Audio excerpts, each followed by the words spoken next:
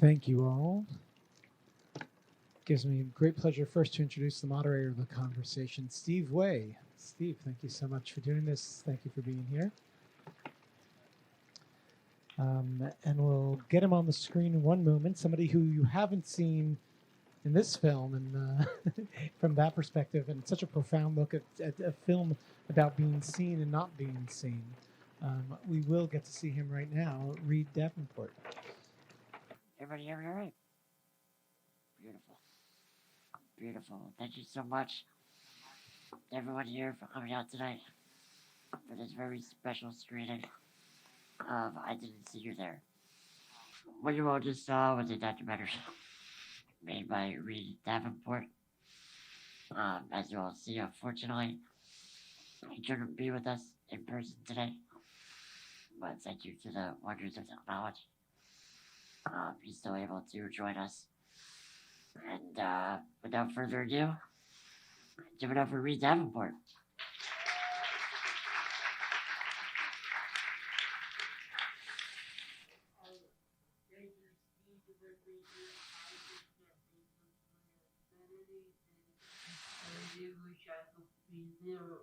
With you tonight, but I'm so grateful that you made it out to see the film. So thank you. Thank you, Reid. And my first question to you is, how are you feeling tonight? I feel good. So I had a positive COVID test yesterday. I just got tested because I was traveling. I am asymptomatic, so I feel great, but I am staying in touch with the time being. So thank you for asking, Steve. Of course, that's great to hear. What inspired you to get into filmmaking?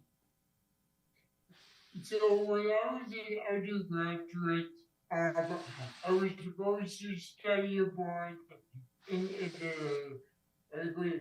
My grandma was born in Italy. I took Italian for 5 semesters, and I got into a program. And basically, when I jumped in there, I used a wheelchair. They said, "Don't come. It's inaccessible." And this semester, I was supposed to be there. I took an introduction to digital media class, and one of the units was documentary filmmaking. I thought, hey, why don't we make a film about the lack of access in Europe? So a year later, I went back for 3 weeks. Shot a 28-minute documentary. That was my first documentary. I loved it. I just wanted to keep making them. The first thing that struck me when watching your film was that it's entirely from your point of view. After watching your film, it's kind of weird to see your face right now. You know, after an hour and Are you saying I have a weird face, Steve? honestly, man, you're a great looking dude. It's very. As are you. Yeah, I don't lie to me. And so, what made you want to make an entire documentary of you holding the camera? I mean, you know, there's so very few films, if anywhere, that's done. So, like, what gave you that idea? I think there are several different reasons behind it. The first one is, as you saw in the film, I got this new camera, and I really just wanted to play around with it. I didn't know if it was going to be a film, but I just wanted to make cool stuff that if it was for no one else, it would be for me. I think the other thing is even before the circus came out, I was thinking about the freak show and voyeurism. I had made films where I was the subject, and the films alluded in my desire to see social progress, in terms of access, in terms of calling out ableism. But I was still subjugating myself as I was wondering to what degree of people just wanting to see a glimpse into non-disabled life. So I really just wanted to do something radically different and give people a closer approximation to what I see, whether if I'm wheelchair or whether on my 2 feet. I don't think I have an articulation as to what the purpose of it was. I'm not looking for empathy, but I am looking for some sort of connection, some sort of way you communicate the disabled experience without subjugating myself or other disabled people. You brought up the circus, which was a pretty heavy theme throughout the film. I was really amazed by how you tied in the idea of a circus to what it's like being disabled. And I believe your words were being looked at but not seen. Can you talk more about that? Yeah, it's this. I think if you're visibly disabled person or even an invisibly disabled person, there are moments where you feel the entire world looking at you. Without them looking at you, they are not seeing you, they are objectifying you. And it's really hard to articulate, it's hard to decipher when that's happening, because other people may not feel it when you do. It's really a shitty feeling, you never get used to it. So, and as I said before, I think some of my films in the past talked about access and didn't try to approach this kind of ethereal notion of being the subject of staring or looks, but it's really such a big, stubborn, exhausting thought of being disabled that is at once devastating, but also is less changeable. So this is my attempt at illustrating the feeling of that in a film. When it comes to the idea of being looked at but not seen, facing accessibility barriers, from your experience growing up on 2 different coasts, 2 different living areas, is there a difference between small town Bethel and big city Oakland?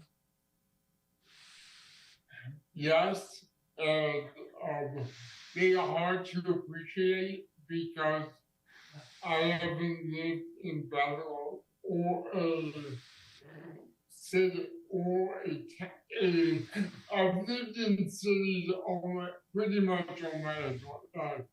Yeah, the city of Bethel is a town of 20,000. Oakland is a town of, I think, 400,000. So it's a tremendous difference. And I think you see the trade-offs. When I was living in Oakland, I was completely self-aware from my family. But when I was in Bethel, I was stuck at home with nowhere to go. So I tend to think that's a universal film. As we grow up, what do we all sacrifice for our independence? And kind of do we ever really feel at home? Or are pieces of home always gonna be in disparate cases? How long did it take you to make this film? It took about 3.5 years. I shot 4 parts. A little under 3 years, and there was overlap between production and post-production. Post-production took 11 months. When from the first day of shooting this film, what was your biggest goal here? Like what did you want? What did you want to show? What did you want the audience to take away from it? I didn't know it was a film until halfway through shooting. Well, I wasn't convinced. Again, I thought it could be an installation or social media election. I was just kind of fucking around and trying to make cool shit, and then slowly started piecing together voiceover, got a producer. But I think for me, what I was most hesitant about was whether it would make sense, whether this would be a film that people would think was worth watching, whether this was a film that funders would be willing to give money to. So I think that was why I had kind of no expectations of it as a film, at least at the beginning, because I really wasn't sure, we're living in an age of pop doc, where true crime is king, and every documentary looks and feels the same. So are people really hungry for an artistic film or a film that moves very slowly? And I wasn't sure that there was.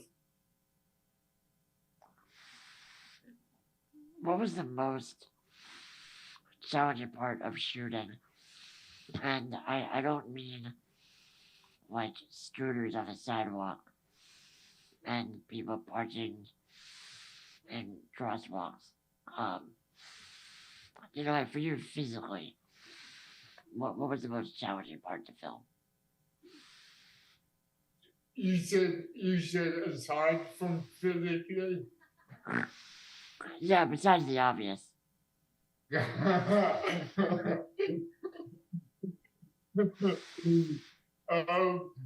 think it was about knowing what to shoot and when to shoot. I was one person being in it. So it was like, today I want to go out and shoot, or like, I don't feel motivated about today, or or is it even worth it? I think the other really challenging thing for me about filming is because the film is so centered on my perspective and the camera is an extension of my body. It was really easy to fall down another rabbit hole where I felt like I was constantly being filmed, even when I wasn't, and it was very uncomfortable and kind of hard to stop and ground myself in reality, because I was constantly filming reality, and whenever you film something, you transform it, your visuals of the subject are an approximation to your experience. So it was kind of confusing to film my day-to-day life. What was it like straight on an airplane? I remember that scene started, you know, you get in the airplane seat, and immediately my anxiety went through the roof. Because I just thought, oh my God, something bad's gonna happen. And then the whole thing after, where these people are asking you for your ID, or your boarding pass, which is absurd. So yeah, what was it like to? Because obviously being disabled and getting on an airplane is not fun. So what was it like to also have a camera in your hand? Well, the camera is very small, and I use that to my advantage. It's this idea of using art as catharsis, right?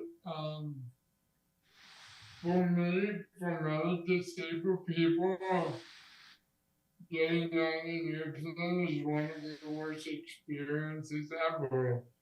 And you can only tell people so much about your experience, and I wanted to show people.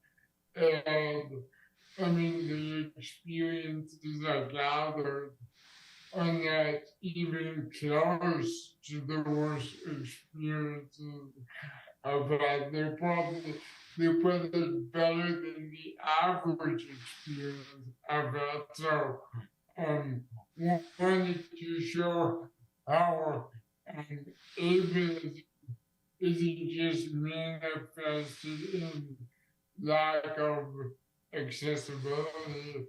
It's also manifested in people literally objectifying you and treating you as an item and being rude to you I mean, I could go eye and eye, and I feel that, you know, I imagine there are disabled people in the audience who know exactly what I'm talking about, and if they are not wheelchair users, they have other adjacent experiences that are actually in fact the same. One scene in the film that probably stood out to me the most was when you're trying to get back to your apartment, and there's that guy who's doing work by the ramp, and there's that long wire blocking it, and you went inside and you just screamed. Did you capture any other instances like that you wanted to put in the film? No, I think I was really I filmed a lot so that I could capture those moments of such acute emotion and acute hatred of disabled people um, that I could put in the film, and then you'll be feeding. Though I needed to be patient, but I also think we included a lot of very acutely uh,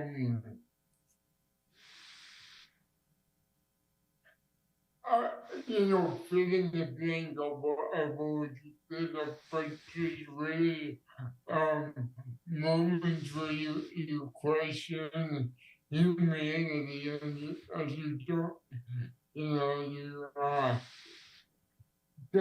tough things that you never really get used to.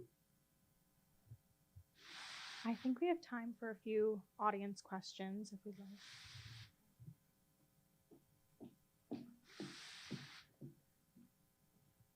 Hey, Reid, it's Simi Linton. Nice to see you. Cindy, how are you? Hi, sweetheart. So I really enjoyed this so much, and maybe we'll have an e-chat about it one of these days. The combination of abstract and impressionistic and very concrete and specific was terrific. But I wanted to, I was thinking a lot about a historical context for the film, not only in terms of the freak show, which I think historicized your point beautifully, but also in the early days of disability studies, in the early 90s, late 80s, there was a lot of focus in both social science research and in humanities on looking at representation of disabled people written by non-disabled people. And in social sciences, the study of non-disabled people's attitudes toward disabled people.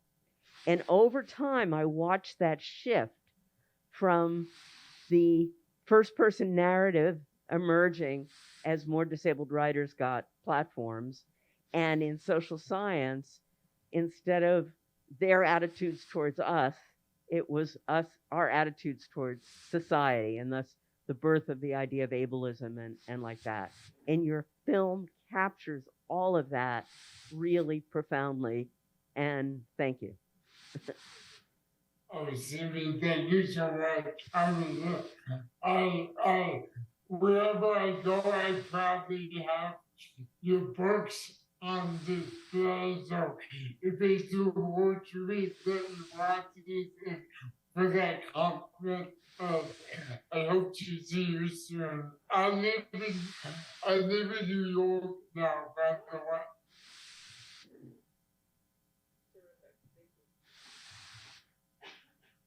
Do we have any other audience? We have one more.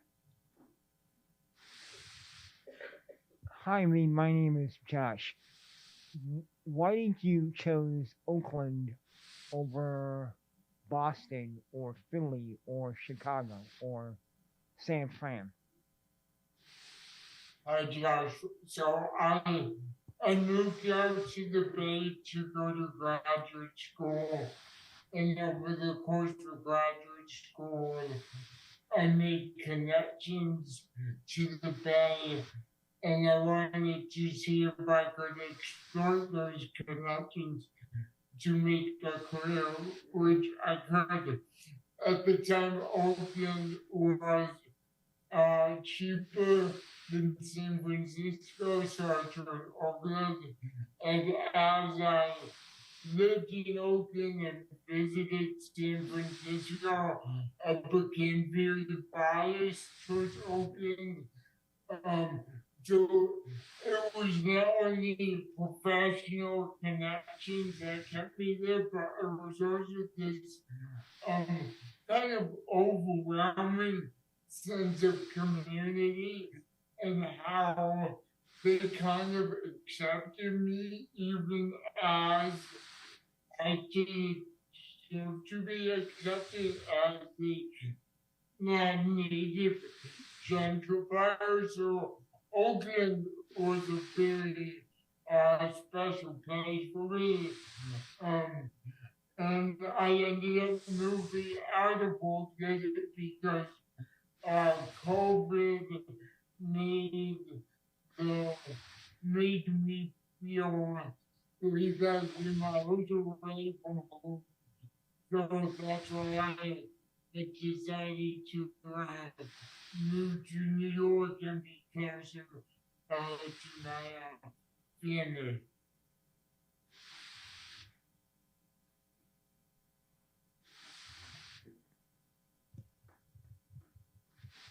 We have one question up here. Thank you. Hi, Reid. I noticed during the film there were some points where you were using a manual wheelchair and not your electric wheelchair.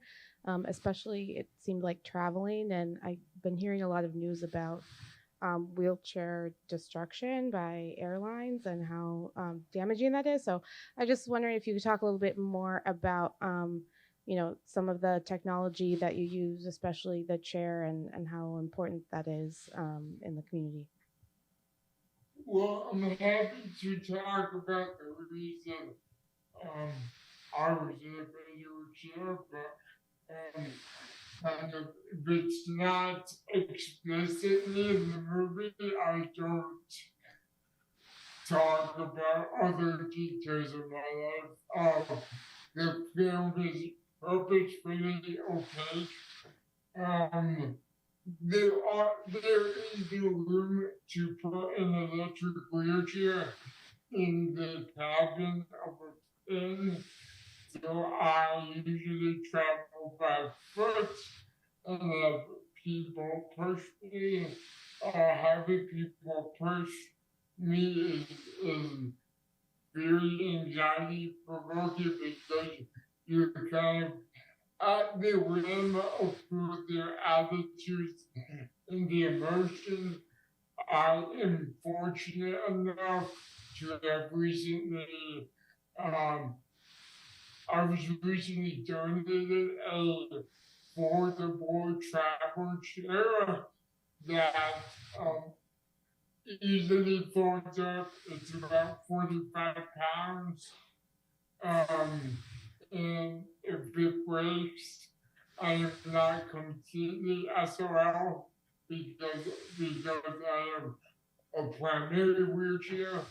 But I haven't traveled with my primary wheelchair since I was 21 years old because the airline break wheelchairs, 26 wheelchairs every day.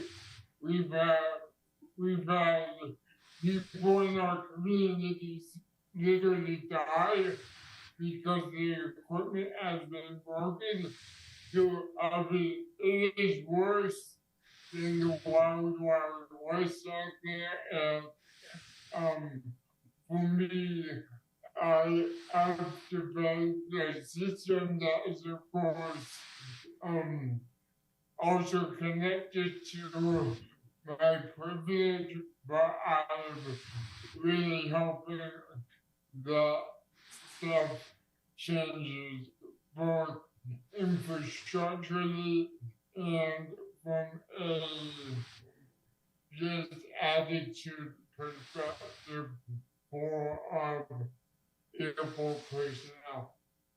And let me be clear, I think that the problem with employees stems from the top, stems from not doing proper training.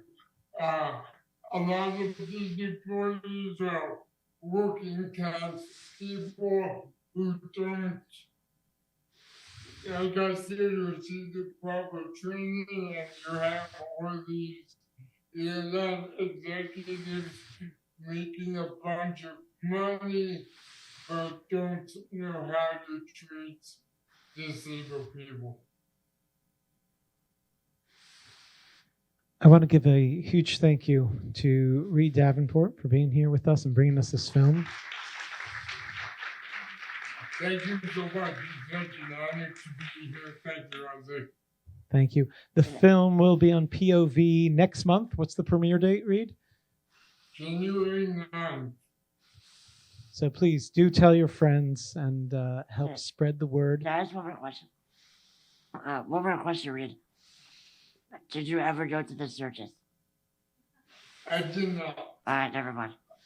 I had no desire to pay $85 to be triggered for that work. Alright, that's fair. That's fair. I want to give a big thank you to Steve Way for leading this conversation. Thank you all for being a part. And Reid, please, we want to see you in person soon. So test negative as soon as you can. I'll do my best. Thank you. Thank you. you.